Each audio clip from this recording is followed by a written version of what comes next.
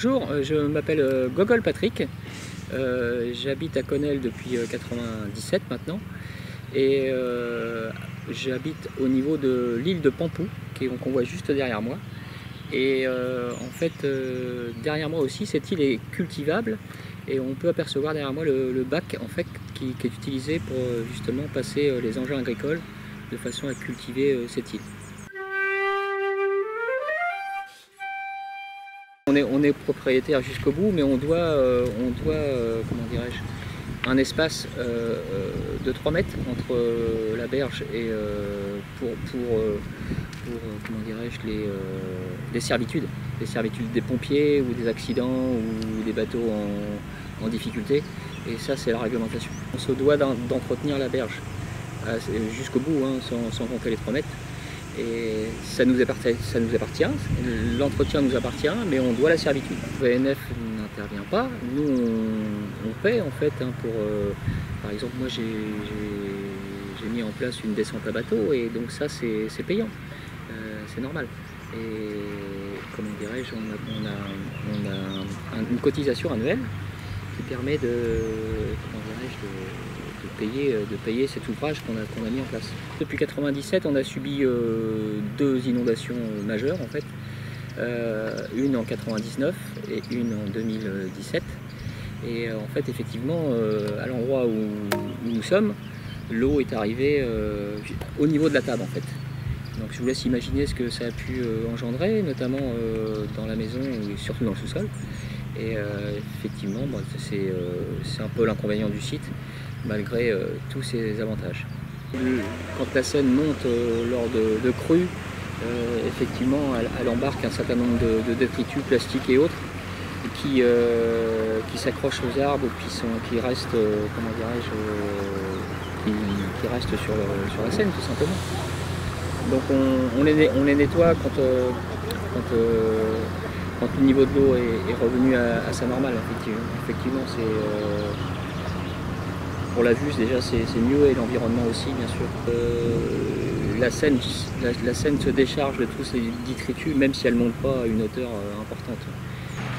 C'est à chacun de faire le maximum pour l'environnement, de ne pas acheter n'importe quoi à la Seine, quoi. Ça c'est important. Maintenant il y a plein de déchetteries partout, il faut les utiliser. C'est tout à chacun, il faut qu'on soit responsable de nos déchets. Même si c'est des déchets verts, il faut les ramener aux endroits qui sont mis à notre disposition. C'est quand même bien tout ce qu'on a actuellement. Après, s'il y a trop de déchets et trop de choses qui partent avec le courant, ils se retrouvent sur le barrage et ça peut forcément compliquer les choses pour l'entretien du barrage et autres.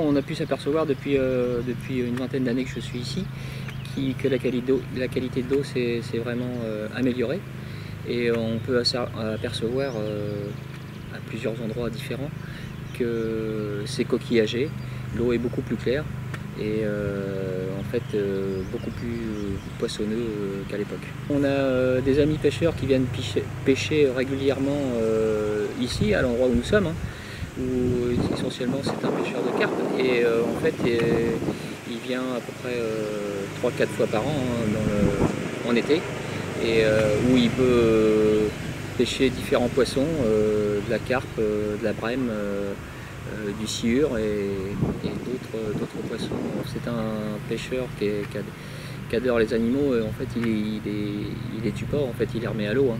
C'est vraiment une passion pour lui.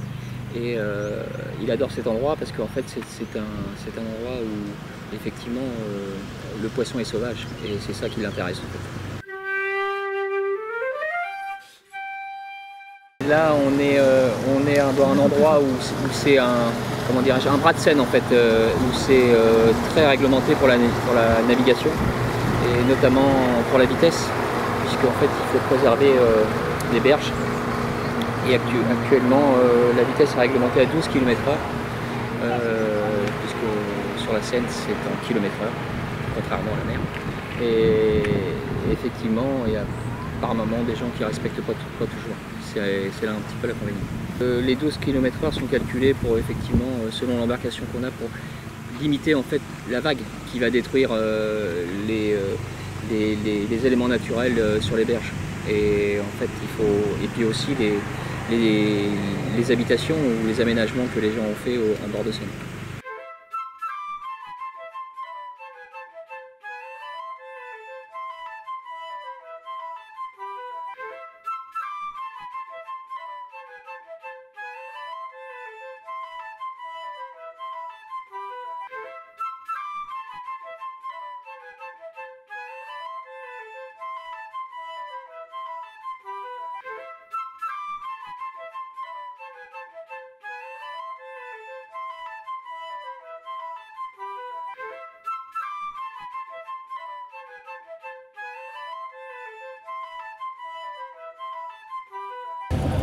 Cette partie-là, elle est en fait réglementée en vitesse en fait.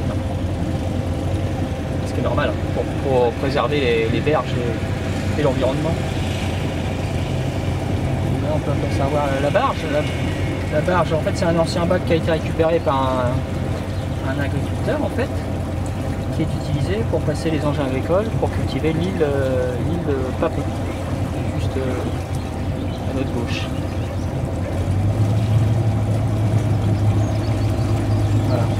C'est un câble, en fait un gros câble acier qui passe sous la Seine, dans le fond de la Seine, et qui sert au guidage en fait. Donc, pour naviguer, il faut payer une vignette en fait à la BNF en fait, hein. Une vignette à l'année pour pouvoir naviguer.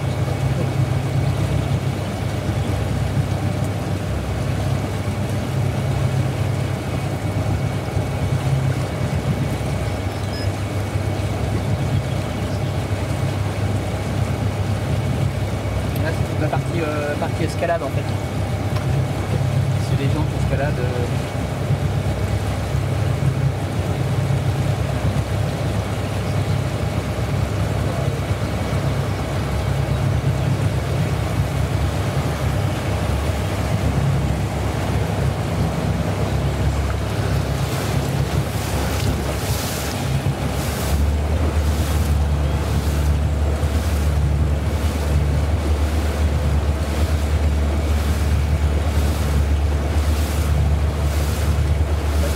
D'habitations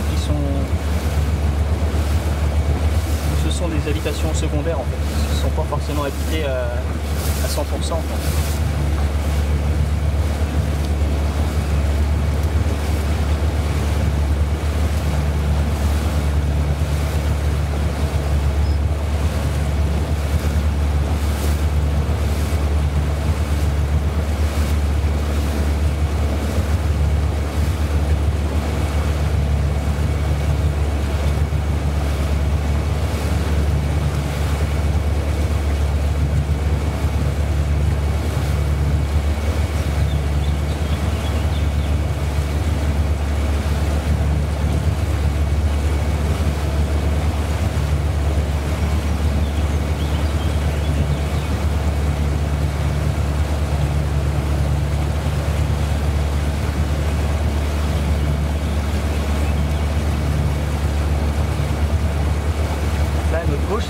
Qui est sauvage en fait, qui est pas du tout cultivée, hein. Celle-ci c'est resté à l'état sauvage.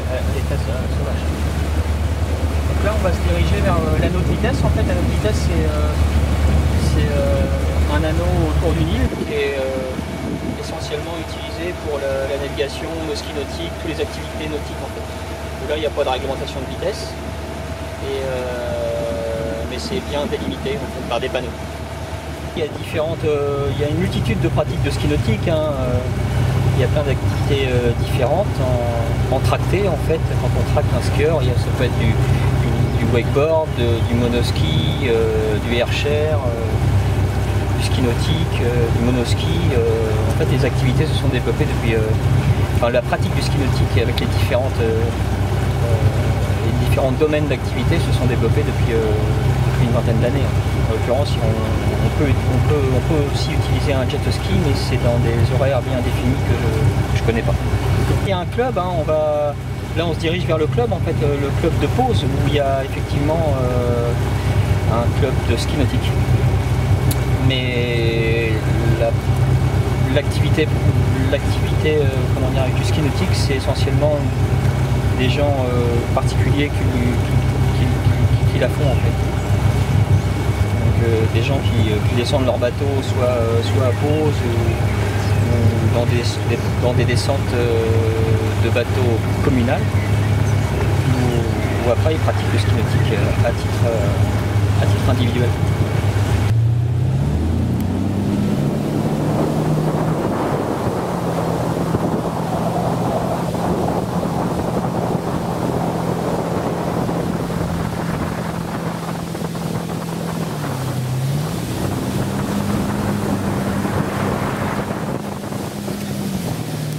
Ça bouge, hein.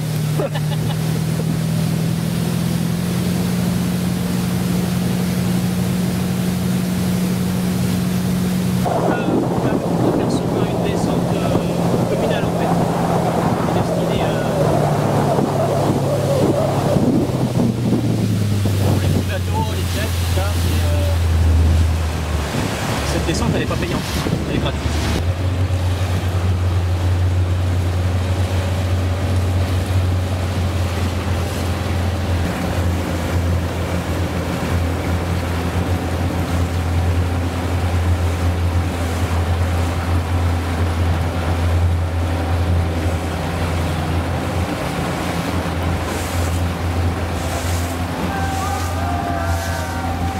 Ça, c'est la petite marina de pause, en fait, où c'est le club de pause, hein, club de ski nautique, et il y a le camping qui est juste sur notre gauche, le camping de pause. On peut apercevoir derrière la petite forêt, hein, sur la gauche.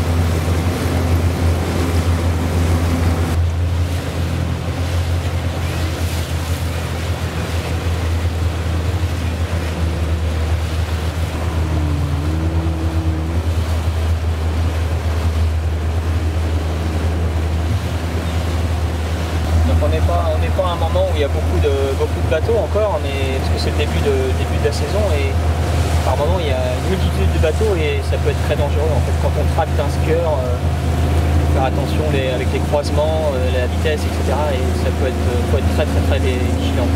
Logiquement, il y a des règles, comment dirais-je, pour naviguer autour de l'île, sur cet anneau de ski d'activité. En fait, on doit se tourner dans le même sens pour éviter justement les accidents, et c'est pas toujours fait, quoi.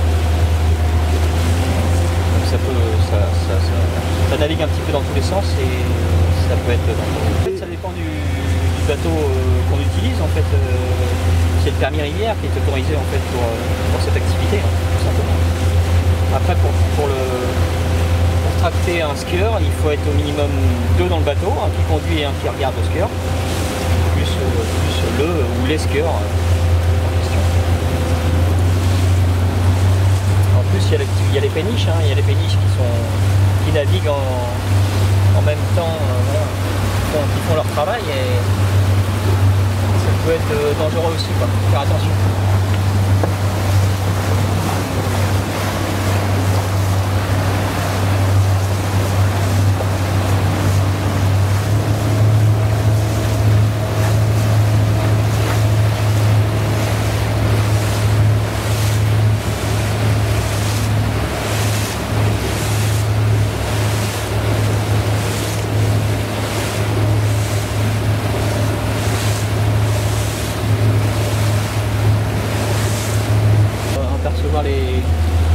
Les écluses, en fait, les écluses pour aller après donc sur Rouen, hein. Rouen, c'est à 50 km en fait par la Seine,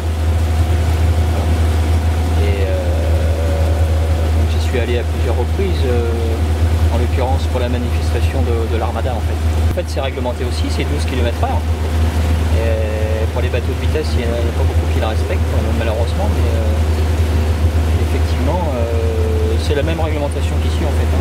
C'est à partir du pont Guillaume le Conquérant, ou c'est la réglementation mer. Quand on accoste ou des choses comme ça, il faut faire attention avec la marée.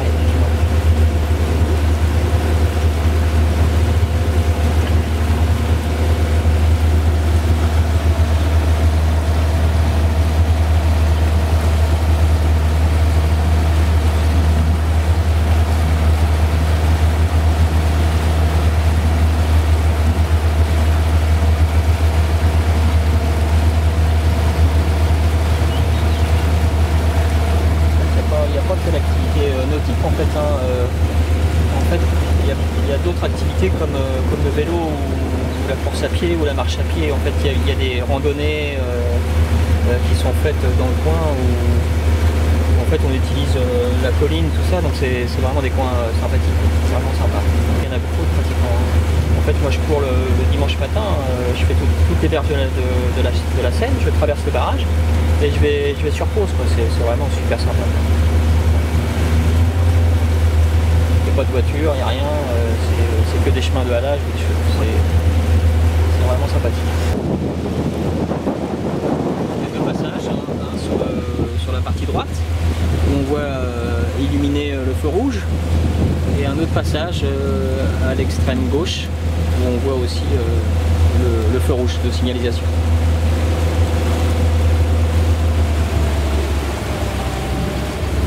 Donc il y a des horaires, en fait c'est gratuit pour passer l'écluse, en fonction des horaires et des jours fériés, le dimanche, c'est payant je crois le dimanche, et les jours fériés bien évidemment. Et en fait on va tout simplement, on s'accoste sur le côté, on va se présenter, comment dirais-je, quand on n'a pas de radio, parce que les bateaux, enfin le mien il n'a pas de radio, et on va se présenter au poste de l'écluse, et puis il nous ouvre l'écluse tout simplement. Le passage, non, ça dure à peu près entre 15 et 20 minutes. Le temps de fermer les portes, de vidanger, tout ça, c'est à peu près une vingtaine de minutes.